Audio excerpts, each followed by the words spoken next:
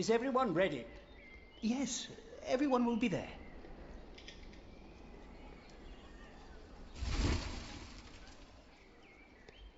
But how are we to pray and contemplate like this? I don't dare even to send my choir out there. We shall get used to it, all of us. We must be thankful for all of this, for each noise, each face that disturbs us here.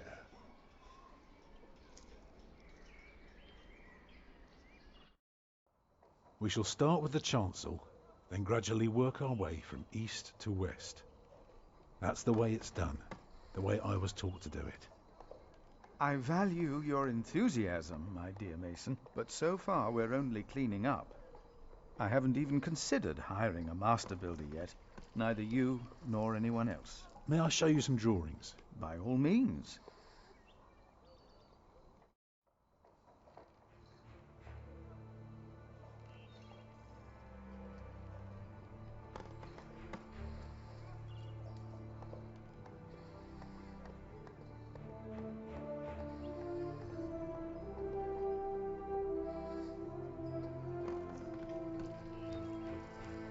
When we walk around the site, we mark where the walls will be, the pillars, the doors and buttresses. Now for that we need a plan like this, to tell us where to place our pegs and string. Is this how birds would see our church? Exactly.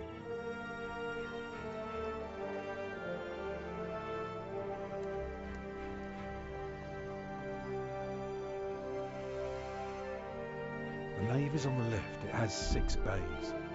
And the chancel? The chancel will have 4 bays.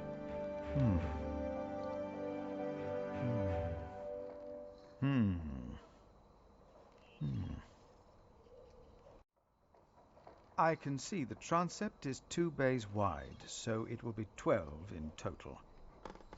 It does look splendid, but isn't that rather small?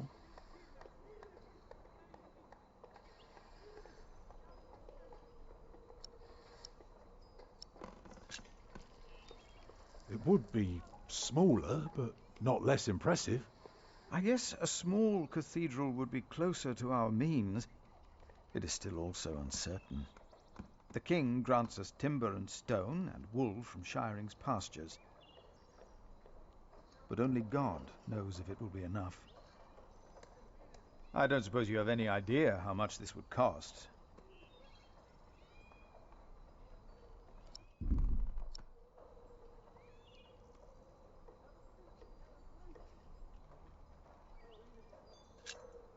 I know exactly how much this would cost. It would be no more than £3,000. I've spent the last few weeks working out the annual income of the priory. Here's the answer. £300 a year. And we spend every penny. Go on now, show me the rest of your drawing.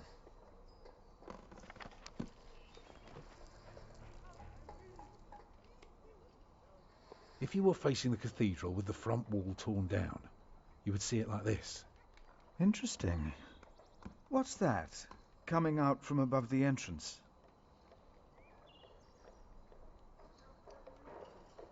The nave will be about 32 feet high and will appear even higher. Drawing the eye heavenward with its loftiness. Well said. A chamber worthy of God. I always wondered how walls this high could hold up so well.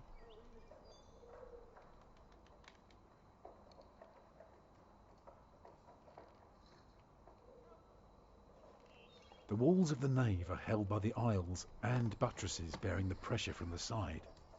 Very interesting. Now, tell me more about the construction on top. That's the tower, of course. I thought so, but why is it right above the nave? Shouldn't it be closer to the transept? Oh, don't be fooled. The tower is, of course, farther back, but one cannot show depth in a drawing. Ah, of course. How high will it be?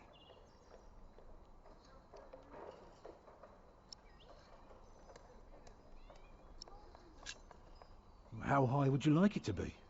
Oh, I am not looking for another Tower of Babel, just for something modest yet awe-inspiring. What about the other drawings?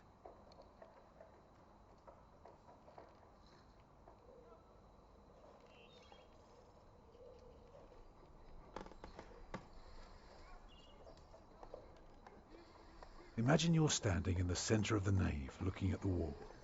This is what you see. Are those windows? Right, but that's not all. On the lowest level are the pillars of the arcade. They're joined by arches making up the bays. Through the archways you can see the windows in the aisle. Starting right in the middle is the Tribune Gallery. Shall I go on? Yes, of course. I was just thinking. Keep going. On top are the clear story windows. I can see you've put a lot of thought into this. I was just wondering, how long would this take to build? You can take your time with that answer.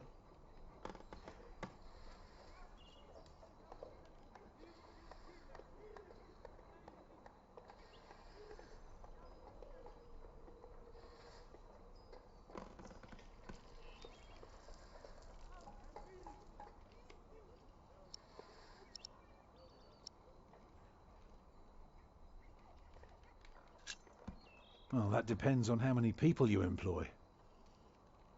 If you can afford 60 masons, you could build the whole church at once instead of working from east to west.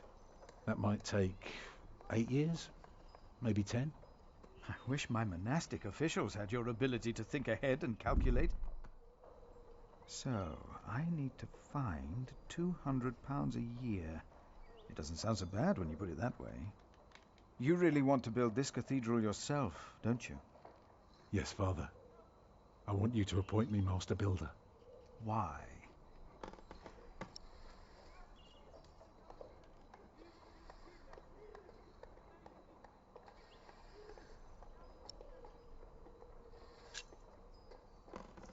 Because he wants to give people hope. Is that so?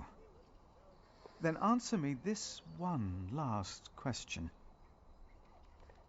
If people were to enter your church, what image would they see crowning the tympanum above the entrance? One of Judgment Day to teach people to be good? Or one of Paradise to remind them of God's mercy? Show them hell, so that they're afraid to do bad things. I'd rather see trees and animals.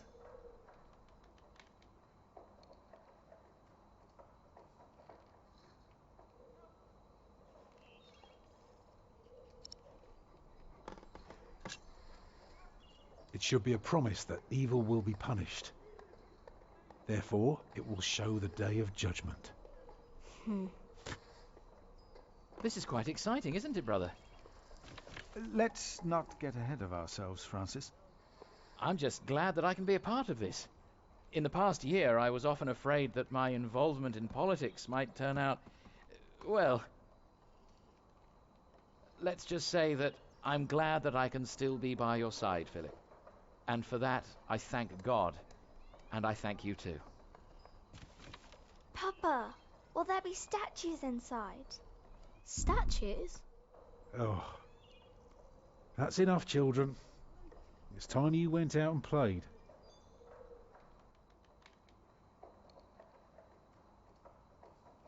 Prior, Yes?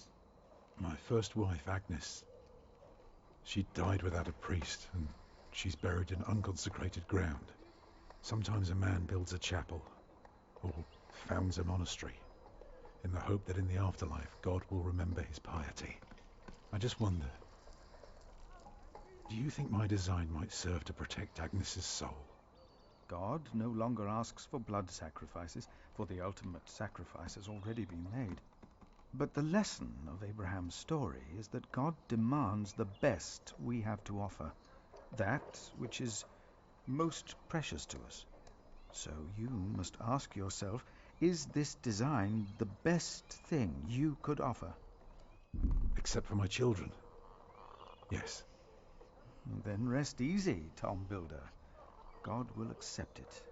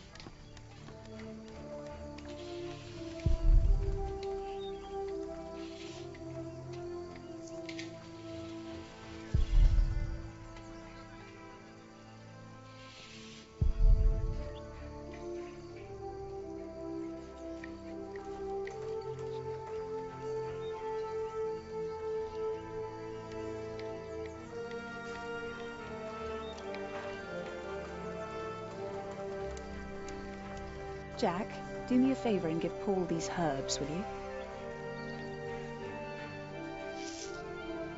But he's a monk. You don't like monks. Well, it turns out not all of them are bad. Still, be careful before you trust any one of them.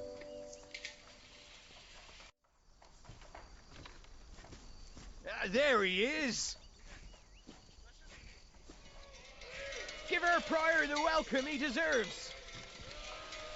Oh, you know, I am only following God's will. Prepare to raise the bell. Make the prior proud! Well, thank you. Go on, Jack. Don't forget about Paul's herbs. Where have I seen that woman before?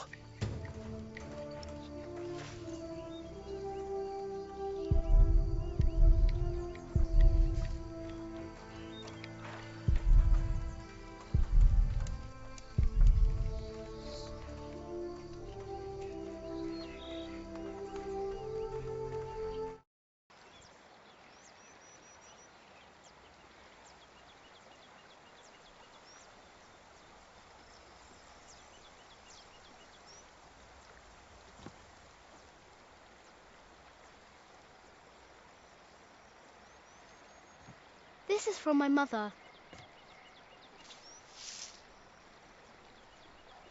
Oh, bless her. Boy, whatever Remedius says, your mother is a saint.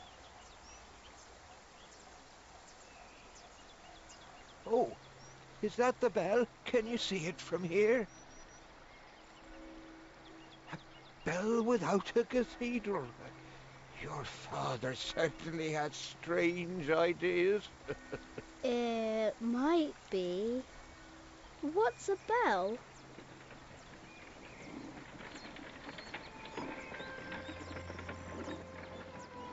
Excuse me.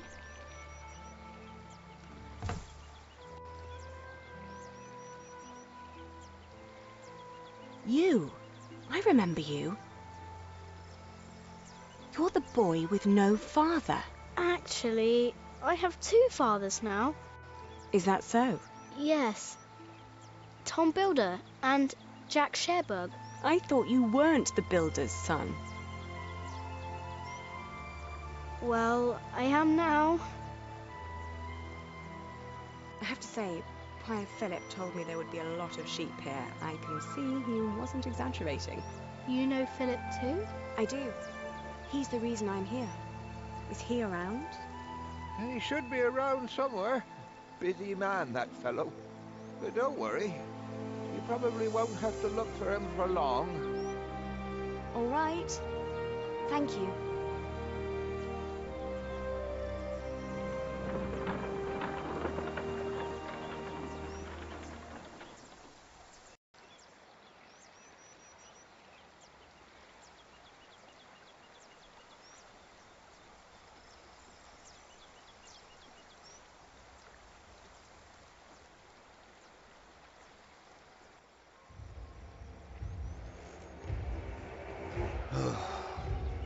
Shall we go after them?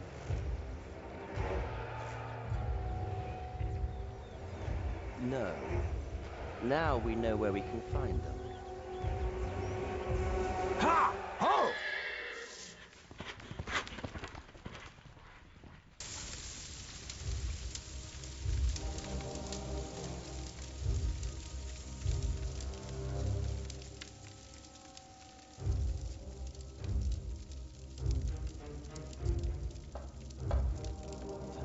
My bishop, William Hamley, has returned to see you. Send him in, Timothy. We have much to discuss.